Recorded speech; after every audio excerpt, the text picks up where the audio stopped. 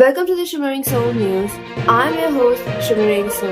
And tonight's breaking story, a shocking case of a 21-year-old ignoring all the red flags right in front of her eyes. Our sources confirm that she experienced symptoms like constant overthinking, sleepless nights, ignoring texts but somehow online 24/7. Our sources confirm that this is the classic case of I can fix him syndrome. And despite these obvious signs, she refuses to walk away and says that it's none of your business. Experts call this delirious behavior. Viewers are advised to stay calm and grab some popcorn. And if you or someone you know are experiencing from this syndrome, please walk away before it's too late.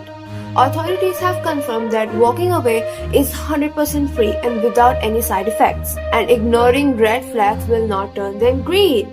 Please walk away immediately. Stay safe, stay smart, and back to our regular programming. Okay, so jokes apart, let's actually talk about how to walk away from relationships. Tip number 1, stop defending them and their actions. Okay, let's be real for a second. If someone hurt you, or if you feel that something is wrong, stop telling yourself that maybe you're just overreacting. Babe, you're not a Netflix drama. You're a human. And if it hurts, period. But what do? We defend them. We defend their actions as if we are their personal lawyer. We are like, oh no, he didn't mean it like that. Or she was just stressed. He was just stressed. Like, girl, stop acting as if you're their personal advocate. And the funniest part is, imagine God himself shows up in his full glory with a 4K HD CCTV footage of them being toxic. And instead of believing God, you're like, oh no, this is AI. He would never do something like this, or she would never do something like this. Like, God, you don't know them like I do. I understand him. I know everything about him, or I know everything about her. Like, hello? Even God is tired now. And the most hilarious thing is that the thing that you're defending them, that, oh, they would never do something like this, they did. They already did. They did it 1,000 times. And you don't know it yet. You just don't know it. Maybe they did right in front of your eyes and you're being blind. You're being ignorant. You're like, oh, love is so blind. And the more you're ignoring them, the more you're choosing pain on a discount sale. Don't be that kind of a customer. Tip number 2, don't feel embarrassed. We all have that one person in our life that the moment that we are with them, every friend, every relatives, your every cousin, even that distant cousin with whom you have not talked for, let's say, 10 years, suddenly they call you and they say things like, that person's fake. He is not genuine or she is not genuine, and they are going to betray you and they are going to hurt you. We are like, no, you guys don't know him. You guys don't know her. He's literally the best, the kindest person ever. And you guys, you just don't want me to be happy. And newsflash, they were right. They turned out to be exactly the way your friends warned you about, or your relatives warned you about, or your closed ones warned you about. And now comes the worst part.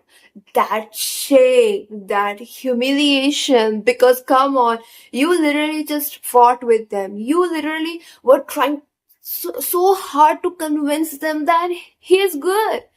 He's a good guy.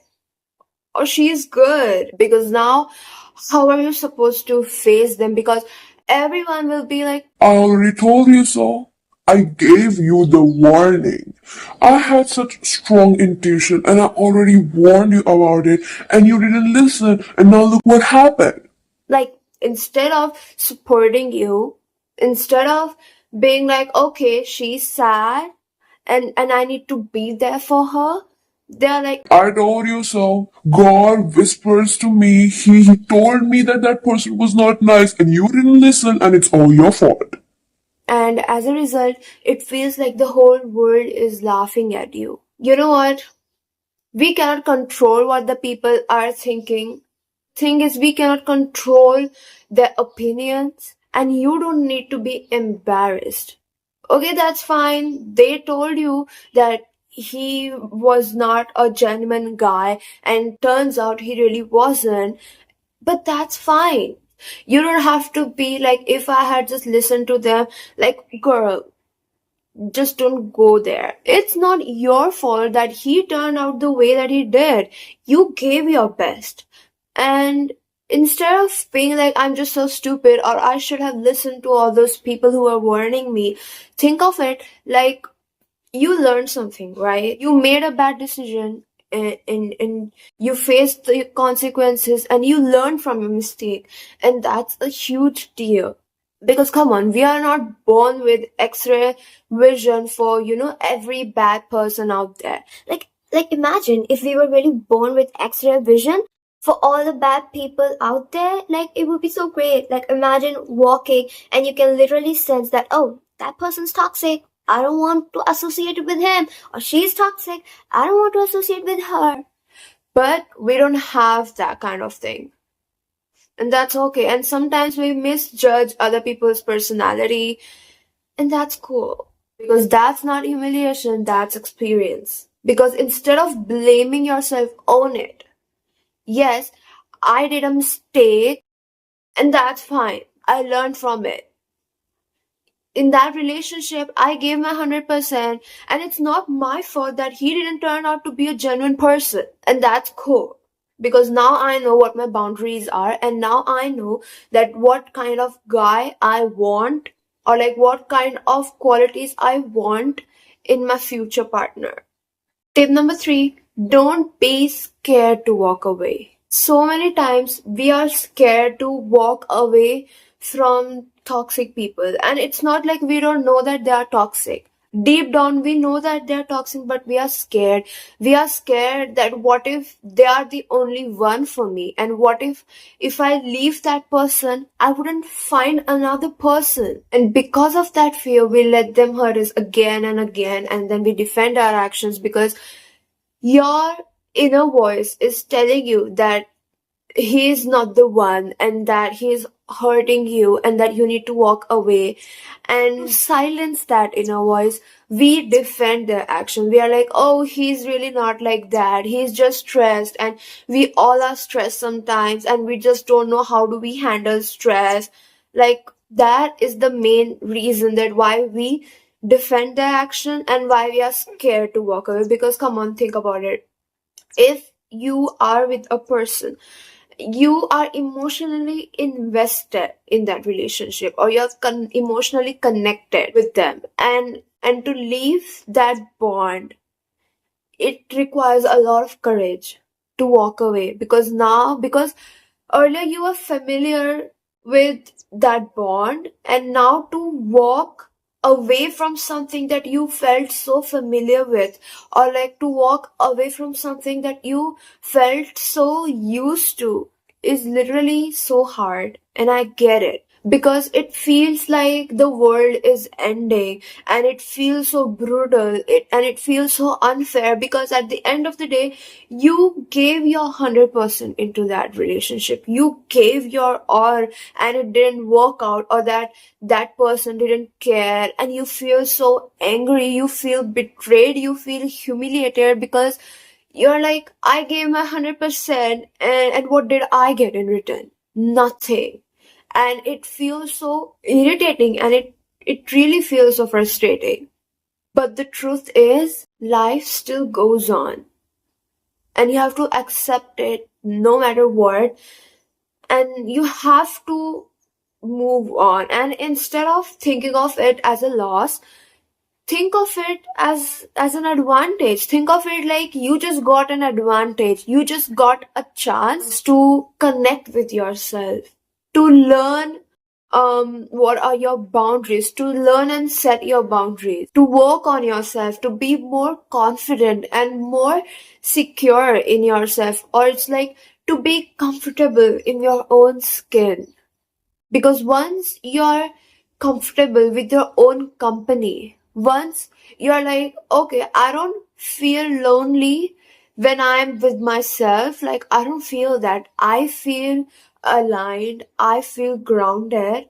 Trust me, that is the moment when something magical would happen and you will meet new people, because there are literally so many people out there who are meant for us and we haven't even met them yet.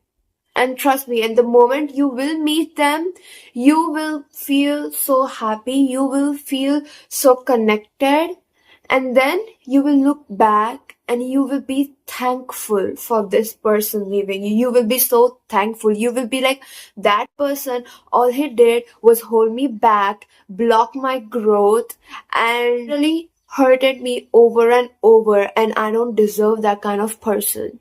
And I'm glad that he just left. I'm glad that he was out of my life. Because if that person would still be with you, you wouldn't have gotten this far. That is how you're going to think when you will meet the person who is actually meant for you and you will look back. Tip number 4, prepare yourself for the comeback tour. And here's the thing. Many times the people who have left you for whatever reason, they would come back again. Why? They'll see that you have leveled up. They'll see that you are no longer the version who used to put up with their nonsense. Or simply, they are just bored and they miss the version of you who was always readily available for them. And trust me, when they come back, they'll show up with the biggest apology tour ever. I'm sorry. It was a mistake. And after you left me, I just got the time and I just realized that how important you were and I just couldn't realize it back then. And I'm so sorry. Please give me a second chance. And I deserve a second chance because I apologize to you. Like most of the people, they have the audacity, the audacity to expect second chance just because they apologized. It's like, I hurt you, I made you cry so many times, and I was toxic to you, but I apologized. I said sorry, so now give me a second chance. That is how their behavior is. But let me tell you, once the trust is broken, it will not be the same. And at the end of the day, it's up to you if you want to give them a second chance. And even if you don't, that is also okay. Don't feel like you be a bad guy just because you don't give them a second chance. Because come on, don't think about all the other people. Don't think about their judgment because they haven't gone through the experience that you have went through. And it's totally up to you that whether you want to give them a second chance or not. And if you give them, that's cool. And if you don't give them, that's also cool. Because once the trust is broken, you cannot go back to being the same version with them. It would be awkward and you would be like, what if he repeats this mistake again? What if he does this thing again? Like you worry and it will be a lot. And if you're ready to deal with the mess, then go ahead, give them the second chance. And if you're not, don't give them. Move on. And sometimes you need to give them a taste of their own medicine. I had this friend before. She was a horrible friend. Like whenever we used to talk or whenever I wanted to talk with her, she used to always dismiss me and say things like, oh, I have a career to focus on. I'm so busy. Like, girl, I also have a career to focus on, but I still make time to text you. But whatever. I was like, okay, fine. And then I decided that, you know what? I'm going to treat her the same way that she did. I did the same thing. I started ignoring all her texts. I also have a career to focus on, girl. And let me tell you, the audacity that she had. She was like, you're ignoring me. Like, why are you ignoring my text? Like, what's wrong with you? You're not the same as you were before. And I'm like, girl, what? When you did the same thing, you were right. And the moment I did the same thing, I was the bad guy. point, I swear I could feel it. My guardian angel being like, took you long enough. She used you for so long and now you realize it? Well, at least you realize it. That's cool. Learn from your mistakes and don't be readily available 24 into 7 for another human being on this planet. So that is it for today's video, and comment down what are your experiences and what do you think about this video. So we'll meet next time. Bye.